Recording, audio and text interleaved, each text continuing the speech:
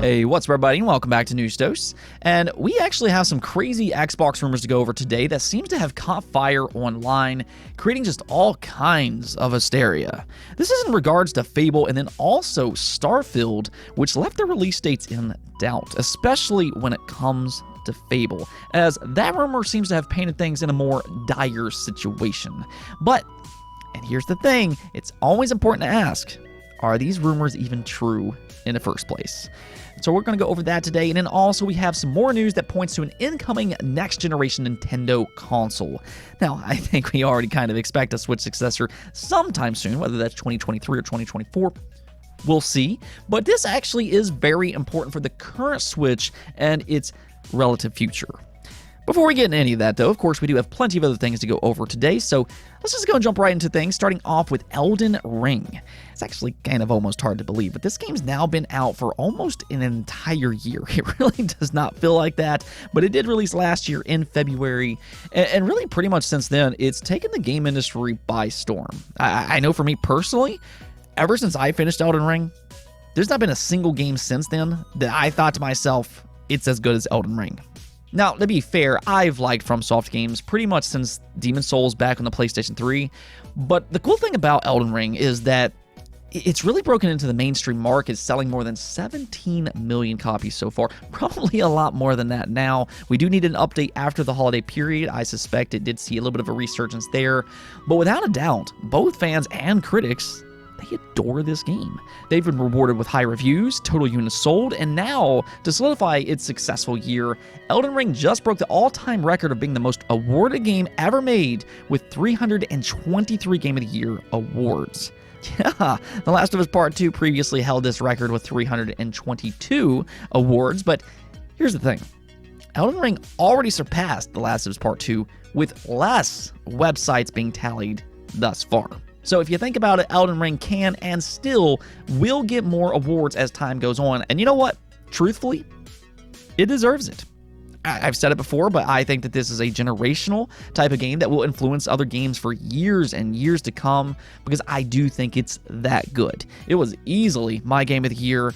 And it's not like there wasn't other good games that released in 2022. I mean, you had God of War Ragnarok, that was an exceptional game. There was Horizon Forbidden West, you had Xenoblade 3, A Plague Tale Requiem, and the list just goes on and on and on. There were some good games that released in 2022, but I mean, I know for me, there was just nothing that hooked me the way Elden Ring did. I feel like we can gush about the stories of a lot of these games, but when it comes to gameplay, there was nothing on Elden Ring's level. It's just in its own category, in my opinion, when it comes to its gameplay and then also its world. It does actually have a good story as well if you want to look for it. It's just kind of told differently. But yeah, I am absolutely thrilled to see FromSoft have this type of success. And it also goes to show you, you don't have to dumb your games down to have success. You don't have to make puzzles for a game and then immediately give players the answer. You can make your games challenging and still have it resonate with a large community. So, big congrats to FromSoft and also Bandai Namco. Now, we also got a leak for yet another possible remake, though this time this might come as a bit of a surprise, especially with the timing and everything. And that's because it's being claimed that Atlus is working on a Persona 3 remake with Persona 5-like graphics. Now, this has been in rumor mill for quite a while, but here recently Atlus teased that they have some unannounced projects that they plan on revealing sometime this year. And this sparked a lot of speculation as to what they could possibly be referring to. Could it maybe be Persona 6? I know we all love that, but some fans brought up the question on whether or not those Persona 3 remake rumors could be true after all. And well, this prompted a response from the same person who leaked Persona 3 through 5 for Xbox Game Pass. According to them, Persona 3 Remake is actually a real thing. Now, they didn't say whether or not this is one of the games Atlus is teasing, so do keep that in mind, but rather they just said that those rumors are indeed true. A Persona 3 Remake is real. So that is kind of important to keep in mind here, but I'd really say with the timing of this leak, it does come off as a little bit strange. I mean, on one side, you have Persona 3 and Persona 4. They are both heading to modern platforms later this month. So it does seem kind of odd that they'd remake a game shortly after releasing the original for modern platforms. Then again, we're also talking about Atlus here, which rarely does it seem like they make any kind of business sense whatsoever. I really don't know with them sometimes. So with that said, I wouldn't be shocked if this did turn out to be true, but I'll say for myself, it would probably, in my opinion at the very least, make more sense to do a remake of something like Persona 2 instead. To me, that would make a lot more sense, but either way, by this point, I just want Persona 6. Alright, so we do have some Xbox rumors to go over today as well. One being for Starfield, and then the other for Fable, which that one really took off. We'll talk about that here in just a second, but first, there has been some speculation as of recent that Starfield will be delayed into the second half of 2022. I've seen some people even speculate that it'll miss 2022 entirely, though I'm not really sure where some of this is coming from. It kind of reminds me of the God of War Ragnarok situation that happened just last year, where we didn't have an official release date. We just knew that it was supposedly releasing in 2022, but because they didn't have that official release date, some fans, they just started to assume that it was going to get delayed. I feel like we're kind of seeing something similar here with Starfield now. It is supposedly set to release within the first 6 months of the year, but thus far, we still don't have that exact release date, hence some of the speculation. Well, interestingly enough, amidst these rumors, Bethesda has reconfirmed that they are indeed targeting the first half of 2023. This is according to Starfield's product page on their website, which states the following: Starfield arrives exclusively on Xbox Series X and S and PC in the first half of 2023. So, there you have it. I'd say at the very least that this is a good sign that Starfield is still on track. Again, we've talked about this a few different times, but for those that are concerned with the lack of confirmed release dates, there is that rumored Xbox showcase that's supposedly happening in the coming months, and that's where we'll more than likely get more of the specifics about some of these games. They'll likely reintroduce both Redfall and Starfield with extended looks and then give their exact release dates. Right now, though, we are hearing that Redfall is looking at a May release, and then as long as Starfield meets its goal as well, we could see back-to-back months of major first-party Xbox releases.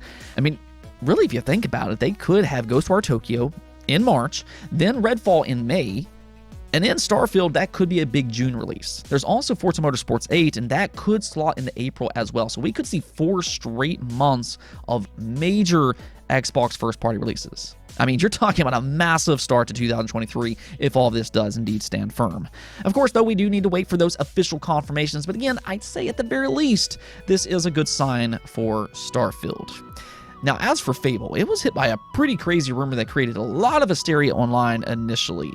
Whether it's true or not, though, well, this is coming from 4chan, which is probably your first sign that you might want to take this with a massive grain of salt. We'll come back to that in a second. But Idle Sloth posted up this rumor over on Twitter, which stated this: rumor, Fable has been restarted internally. The most current build of the new Fable was deemed unplayable by most of the team. Basically starting from scratch in Unreal, the old Forza Tech version will never see the light of day. Source, 4chan. Yeah, so this created a lot of concern online. Immediately, people were just going crazy over this. And I mean, there were already claims that development has been going slow for Fable because they are using Forza Tech, which we've talked about this before. Forza Tech isn't necessarily an issue in a sense that it's a bad engine for Fable or anything like that, but rather they do contract work, and contractors don't know how to use Forza Tech. So they're learning on the job, which theoretically could slow things down. Unreal Engine, though, that doesn't have the same issue because most people within the industry, they know how to work with it. So that seems to be the premise of this rumor that we're seeing here. They took what we already knew based on other claims, and then they tried to twist and run with it. Well, I mean, I guess it kind of worked because it did create some hysteria online as somebody picked up this rumor. That's all it really takes. If one big outlet picks it up, things like this can absolutely catch fire, as we saw here.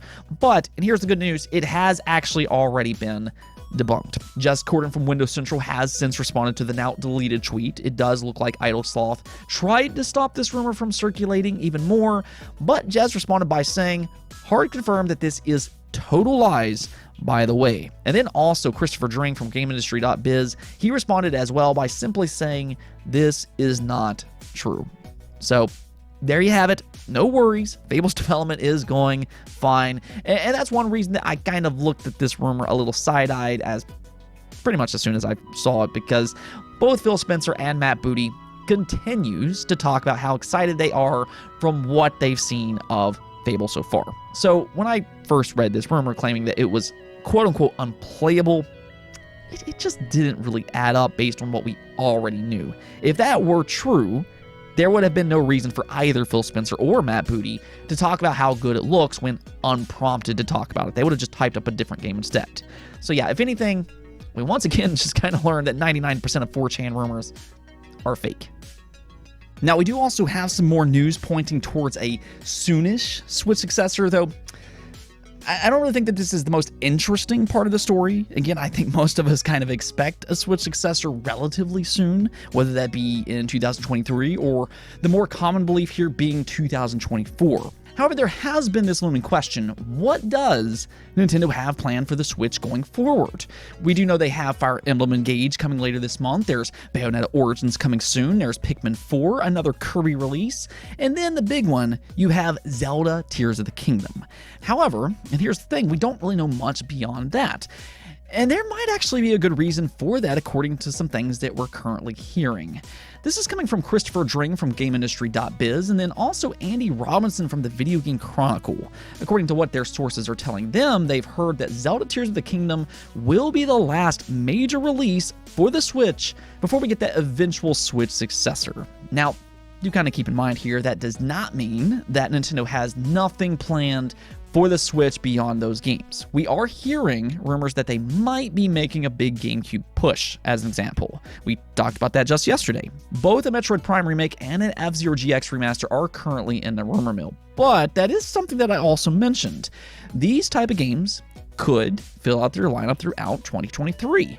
Now, I'm not saying that that's all Nintendo has, that's not what I'm saying at all, but they, however, are low-risk, high-requested games that would fit perfect on a Switch, and I think that that would satisfy a lot of fans throughout the year. So, if you look at something like Metroid Prime as an example, what Nintendo could do here is that they could release this rumored Metroid Prime remake alongside a remaster for Prime 2 and Prime 3 for the Switch, and then they could release Metroid Prime 4 for the Switch successor and really showcase what their next console is capable of. So Metroid Prime 4 ultimately, I think, could be the perfect game to showcase their new console.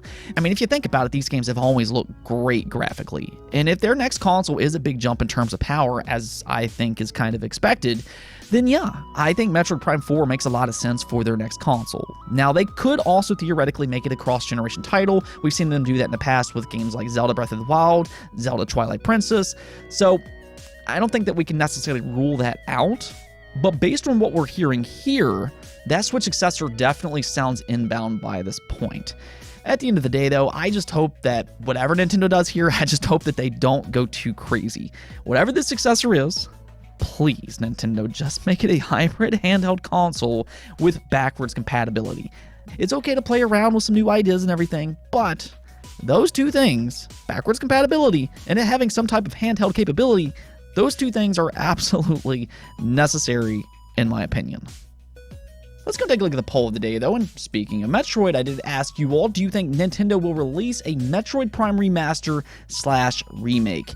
And, well, actually, it does seem like most of you all do believe that this rumor is true, with 52% of you saying yes, while 39% of you said no. And I do agree with the majority of you all here. I do believe that this will happen. I really just feel like it makes too much sense. Yes, there's a lot of rumors that's kind of pointing towards this, and the fact that some of these insiders are so confident that not only does it exist, but that it's completely finished, I think that is a great sign already. But also, I just feel like as we head into Metroid Prime 4, it would make a lot of sense to release the original trilogy to make it more readily available. A lot of people, unfortunately, just have not had the chance to play those original 3 games, so I feel like that it just makes perfect sense. The fact that the results are so close here, 39% of you all do not believe that this will happen, I think that is kind of telling on the overall situation. We've heard about this rumor for a few years now, and it just seems like some of you all kind of given up hope that this game exists. So, I mean, I guess we'll see, hopefully, 2023, but I guess we'll find out. Anyways, that's it for this episode. But if you liked the video, don't forget the bell notification and subscribe button for more content just like this. Also, if you'd like to support the channel through Patreon, thank you for making this content possible. Peace out.